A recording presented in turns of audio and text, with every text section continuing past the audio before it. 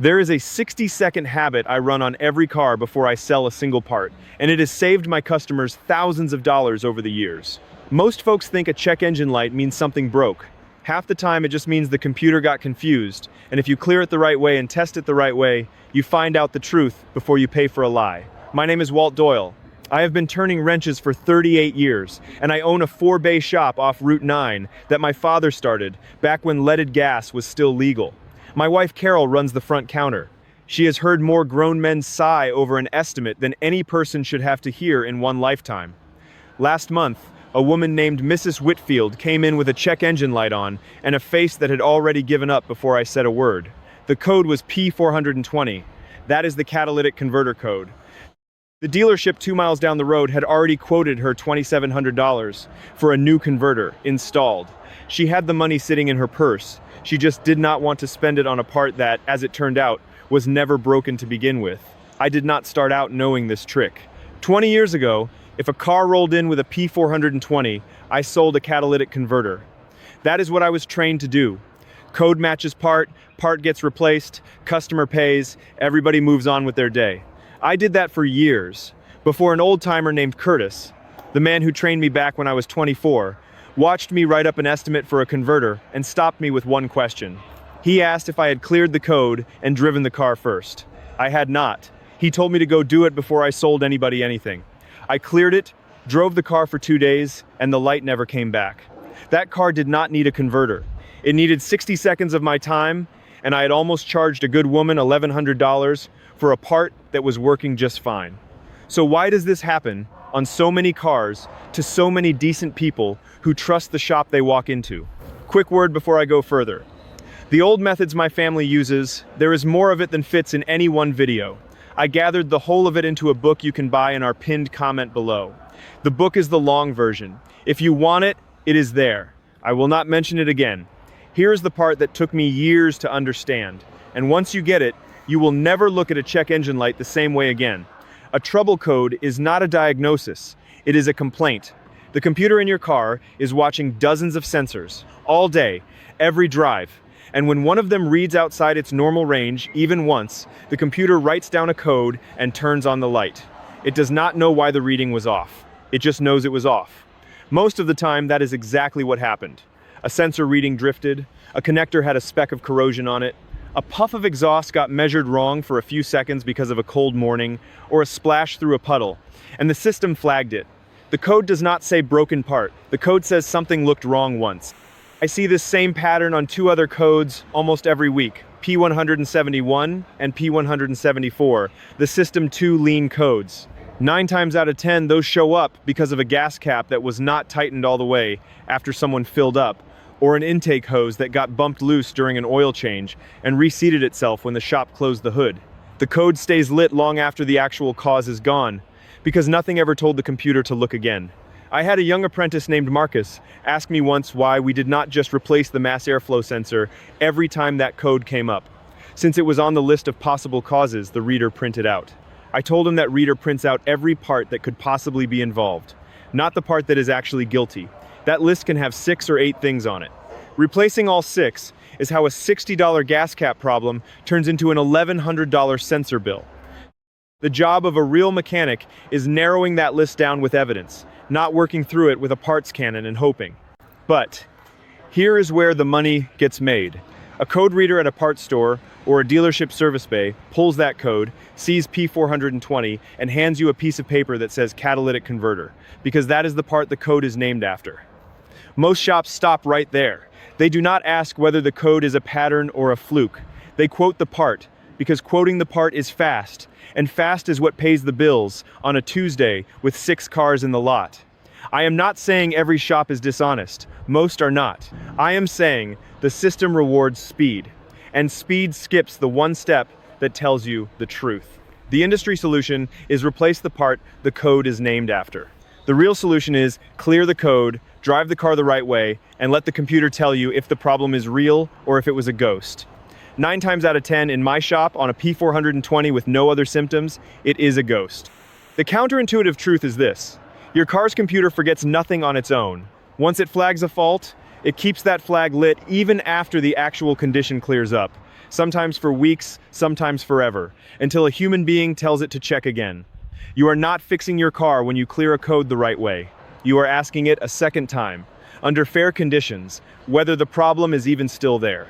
So let me walk you through exactly what I do, in order so you can do it yourself this weekend before you let anybody quote you apart. The first step is reading the code the right way, not just the number. Any parts store will pull a code for free, or you can buy a small reader of your own for around $20 that plugs into the port under your dashboard, usually to the left of the steering column. Do not just write down the 4-digit code. Ask for what is called the freeze frame data, or look for it yourself on the reader screen. That is a snapshot of what your engine was doing the exact second the code triggered, the temperature, the engine speed, the load. I have seen codes trigger at 40 degrees on a cold start with heavy morning dew, which tells me the sensor got fooled by moisture, not that a part failed. That one extra look, the freeze frame data, tells you whether you are looking at a real trend or a single bad moment. Write it down. This is your evidence. The second step is the reset itself. And this is the part folks skip, because they think clearing a code is cheating, like you are hiding the problem. You are not hiding anything. You are giving the system a clean slate to test itself against. On most cars built after 2005 or so, you can clear the code right from a basic reader, with a single button, usually labeled Erase or Clear Codes. If you do not have a reader, you can pull the negative battery terminal, the black one, loosen it with a 10mm wrench, and let it sit disconnected for about 15 minutes before reconnecting. Either way works, though I will tell you the battery method has one wrinkle worth knowing.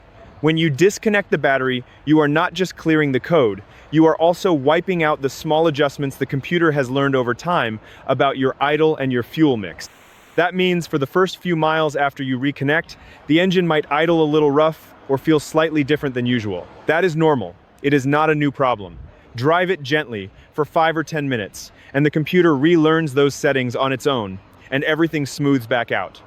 Folks panic when they feel that and think they made things worse. You did not. You just have to give the computer a minute to catch back up, same as you would if someone handed you a new set of keys to a car you had never driven. What you are doing with either method is telling the computer to drop the old flag and start watching fresh. This step takes you 60 seconds of actual hands-on time. The waiting is what takes longer, and that waiting is where the real answer shows up. The third step is the one almost nobody does, and it is the whole reason this trick works. It is called a drive cycle. After you clear the code, you have to drive the car through a real range of conditions before the computer will finish its own retest. For most cars, that means a cold start, followed by city driving with some stop and go, followed by 10 to 15 minutes of steady highway speed, somewhere between 55 and 65 miles an hour. That highway stretch matters more than people think, because it is the only condition where certain monitors, including the one watching your catalytic converter, ever get to finish their check. Skip the highway drive and the monitor never completes, and you will think the fix did not work when really the test never finished. Do your normal errands for 2 or 3 days. Do not chase the light. Just live your life and watch. The fourth step is simply watching and waiting for the verdict. If the light comes back on within that drive cycle, now you have real proof, not a guess, that something is actually failing, and it is worth paying to fix.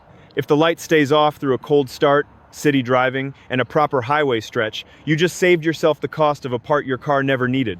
In Mrs. Whitfield's case, the light never came back. Not that week, not that month. I checked in on her 3 months later when she came in for an oil change, and it was still off. $2,700 back in her pocket because of 60 seconds and a little patience. I want to be fair here, because this trick is not magic, and it does not mean every code is fake. A man named John Meserve came in 2 weeks after Mrs. Whitfield with the same P420 code. I ran him through the same 4 steps. Reader on, freeze frame written down, code cleared, drive cycle done properly, highway stretch and all. 3 days later, his light came back on, steady, same code. That told both of us something real. His converter actually had failed, most likely from an oil consumption problem his engine had been fighting for a year. He needed the part, and this time we both knew it for certain instead of guessing. He paid for that converter without a shred of doubt in his mind, because the evidence had already made the case before I ever wrote the estimate. That is the real value of this habit. It does not just save you money on the ghosts. It gives you total confidence on the real ones, and that confidence is worth almost as much as the money. Because a customer who trusts the invoice sleeps a lot better than one who spends the whole drive home wondering if they just got taken. A $20 reader, one that reads and clears codes and shows you freeze frame data, will pay for itself the first time it saves you from a single unnecessary part. I keep 3 of them in a drawer at the front counter, just so Carol can hand one to a customer who wants to check their own car before they commit to anything. Neighbors borrow them from each other all the time in my town, the same way you would borrow a ladder or a post hole digger. You do not need to own one forever. You just need access to one for the 60 seconds it actually takes to use it. I want to be honest with you about where this trick ends, because I have seen too many good people take advice too far. If your check engine light is flashing instead of steady, that means the engine is actively misfiring and dumping raw fuel into the converter, and that can genuinely destroy it in minutes.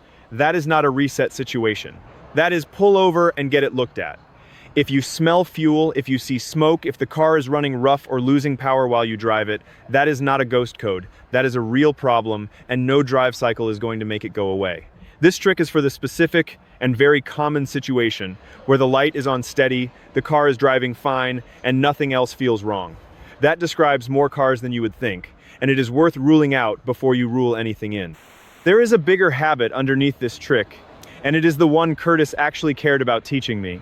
He used to say, "Any fool can read a code, but it takes a mechanic to know when not to trust one blindly." That line has saved my customers more money over the years than any tool in my shop. This is not really about catalytic converters. It is about not paying for someone else's guess. Every system that flags a problem before it fully understands the problem, whether it is a car, a furnace, or a body, deserves a second look before it deserves your wallet. What this really comes down to is trust, both in your own vehicle and in the people you hand your keys to. Money is only part of it. The bigger cost is the years people spend afraid of their own dashboard, replacing parts out of anxiety instead of evidence, because nobody ever showed them the difference between a code and a diagnosis. I have carried Curtis's line with me for 20 years, and it is the single thing that separates a shop you can trust from one that is just moving parts to make the month. Carol tells me I have said his name in this shop more since he passed than I ever did while he was alive to hear it, and she is probably right. Some lessons only get loud once the person who taught them is gone. Marcus runs his own bay now, and I catch him teaching some kid who just started the exact same lesson, word for word, freeze frame and all, like he does not even know he is repeating Curtis. That is how a shop actually survives past the man who built it, not the tools. The habits that get handed down without anyone noticing they are doing it.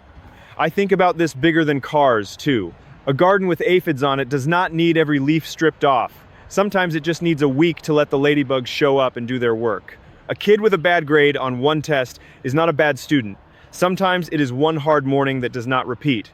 We are all quick to treat the first bad reading as the whole verdict, on our cars and on everything else, when most of the time it is just one moment asking to be checked again before we believe it. That is the whole trick, underneath the sockets and the wrenches. Slow down long enough to ask if the first alarm was even telling the truth. Night, if you have a check engine light on and your car is otherwise driving fine, here is exactly what I want you to do. Pull the code with a reader or a free scan at any parts store. Write down the freeze frame data, the temperature, and the conditions the second it triggered, because that is your evidence, and it belongs to you before anybody quotes you a repair. Clear the code. Then give it a real drive cycle over the next 2 or 3 days. A cold start, some city driving, and at least 10 minutes on the highway. Watch the light, not your anxiety. If it stays off, you just kept money in your pocket that was headed for a part you never needed.